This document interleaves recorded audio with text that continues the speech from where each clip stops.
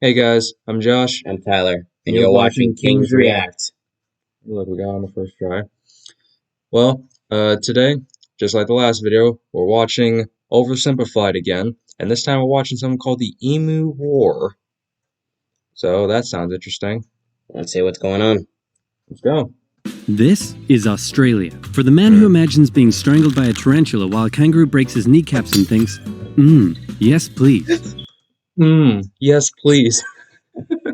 What? For the man who pictures himself being eaten by a snake in the burning outback while eating a Vegemite sandwich and thinks, yes please. Yes please. And that man was Governor Arthur Phillip, who landed in eastern Australia in 1788, presumably saw a dingo being eaten by a crocodile, being eaten by a death adder, being eaten by a koala, being eaten by Mel Gibson, and thought to himself, yes, good. That's stupid thinking. That's kind of strange. Now I know what you're thinking, but oversimplified, the British didn't discover Australia, the Vikings did. And you'd be wrong. I'm not sure why you'd think that. But hey, if you love Vikings so much, then why don't you check out today's sponsor? Vikings War of Clans was in... I just tell you guys, even though just because he's being sponsored by them doesn't mean we're being sponsored. Inspired by the PC strategy and RPG games of the 90s we all loved, like Age of Empires and Civilization. If you, like me, want to relive those memories again with a new experience, then this mobile game is for you. Vikings lets you choose your own playstyle, and what makes its world so addictive is that more than 20 million online players are constantly changing the way it evolves by never-ending fighting over resources, forging new alliances, and competing in live events. Support my channel by downloading Vikings for free, only from my links in the description box below, and get the special bonus of 200 gold coins and a protective shield.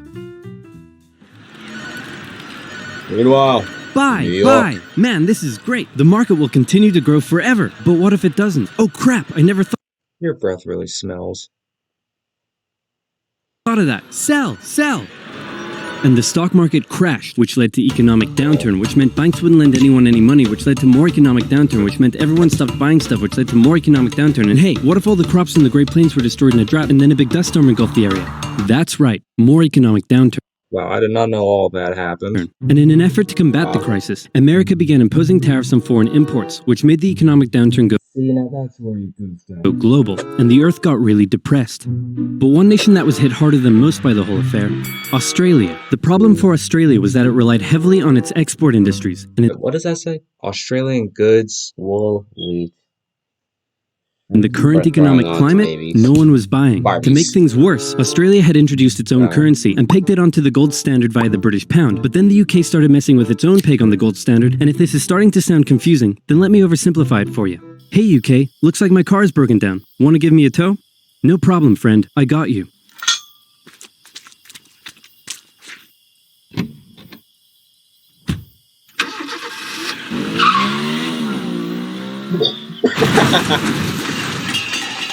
More economic downturn. The point I'm trying to make is things weren't good. You just gotta skip that. And in particular, it was Australia's farmers that were suffering most. After the First World War, Australia had given returning veterans land for farming, but with the current Well, that was nice of them. economic crisis, the farmers just weren't making enough money, and many left to go find work in the cities. But for those who remained, things were about to get even worse.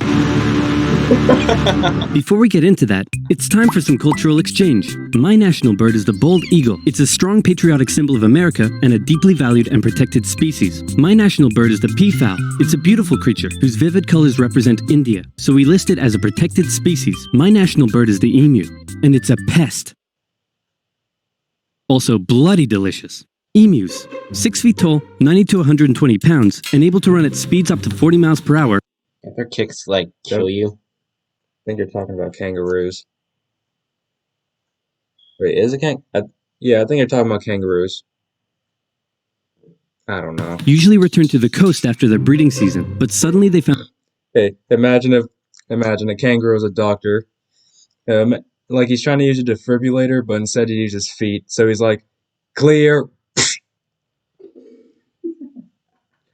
Instead of restarting your heart, he just stops your heart. Found Western Australia full of lush, wet farmland.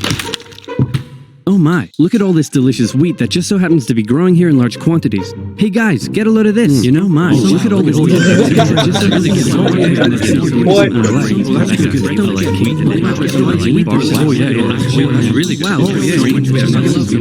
quantities. You're right, I'm a grains every day. Hey, who left this big hole in the fence? Guys, get a load of this. Oh wow, I'm what I am from What a lovely morning for some farming. What? Those damned emus, they have it in for me. They're bullies. They're nothing but bullies. Calm down, Bruce. They're just animals. It's not personal. Hey, Farmer Bruce, where did you find that hat? The toilet? Yes. Boy. Why? Disinfect that hat, man. It's disgusting. 20,000 emus cost the already struggling farmers millions more pounds in lost crops and damages. The situation couldn't continue like this. Something had to be done. So in 1932, the farmers turned to the government for help. You'd think they'd go to the Minister of Agriculture, but these farmers said no. This is a job for the military. So they went to George Pierce, the Minister of Defense. That's right. Australia was to go to war. They had to, didn't they? No, apparently they didn't have to. They did not have to. Why are they trying to go to war with emus? With the emus. Like, if you see them eating up all your crops, just shoot them.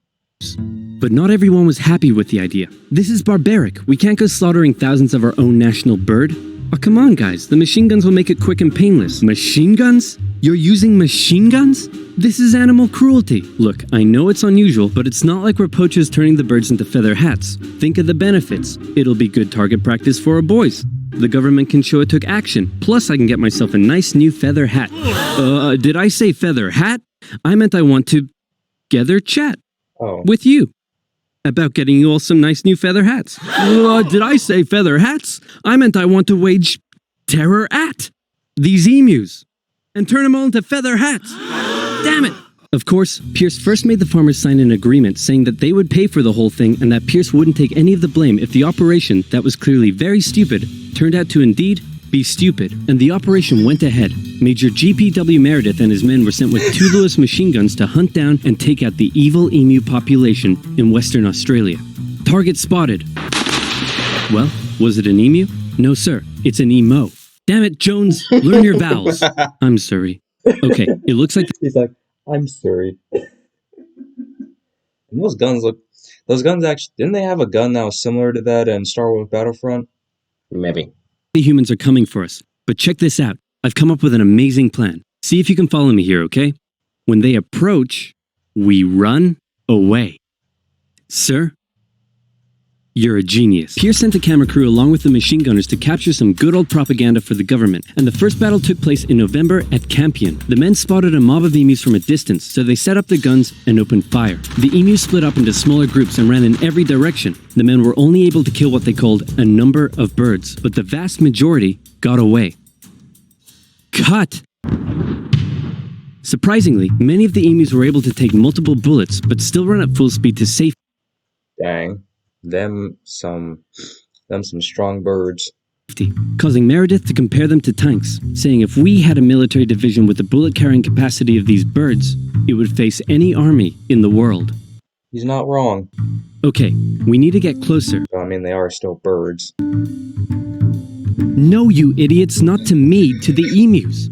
Oh, sorry. No. I like it. So next, they tried sneaking up on a large number of emus near a local dam and firing at short range. Maybe the men were just unlucky, but my professional opinion says the emus were magic, because both guns jammed after just 12 emus were killed, and once again, the rest got away. Cut! The men were feeling a little humiliated after losing to a pack of discount ostriches, so they decided to move further south, where the emus were said to be tamer. And this time, they had a new strategy. Okay, Jones, here's the plan. You mount the machine gun in the back, I'll chase the emus, you shoot. Got it? Got it.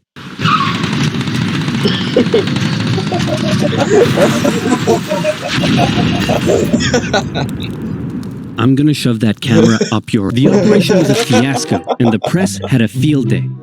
What the? Emos for emus.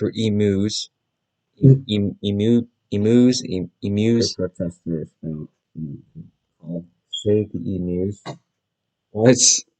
Parliament, Pierce was lambasted, and an opposition party member suggested that medals should be handed out to the emus, who had won every round so far. Pierce, feeling quite humiliated, called the operation off, but 4 days later the farmers approached again and said, "Hey man, the emus are still eating all our crops. Can you send the army back out here?" And Pierce was like, "Yeah, okay." So the operation was back on for round 2.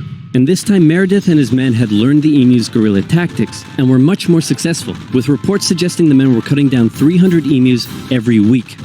I hope you boys are getting great footage of this. What on earth are you filming? Despite the success, the media had lost interest in the whole thing. But with 1,000 emus killed, Pierce finally ended the operation and returned to Parliament declaring victory for the humans. So there were 20,000 emus out there destroying crops, and you've killed 1,000. Meaning there's still 19,000 emus out there. Yep. And in addition, you've burned through 10,000 rounds of ammunition. Meaning you wasted 10 rounds per confirmed kill. That's right. Yeah, I'm gonna go ahead and call this one for the emus. At least I got a feather hat. What? So the emus won the Great Emu War of 1932, and the emus continued to wreak havoc on the farmers for years to come. The government introduced... I'm scared, Bruce. Don't worry, dear. I won't let them hurt you. They're not gonna hurt you, they're animals. Well, they're birds. Most birds don't tend to hurt people. a bounty system, which saw some success. But for a moment, let's take some time to remember the brave men who said goodbye to their families and risked their lives to take on the great, evil emu population in Western Australia. But even more importantly, let's think of the friends they made, the bond they created, and the memories they shared. Take me home to golden fields and sights of days gone by.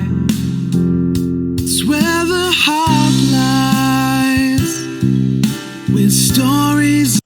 They were pretty close, weren't they? They were very close. Hey. Too close for my comfort. Guys? I solved the emu crisis. Really? How? I just made some better fences.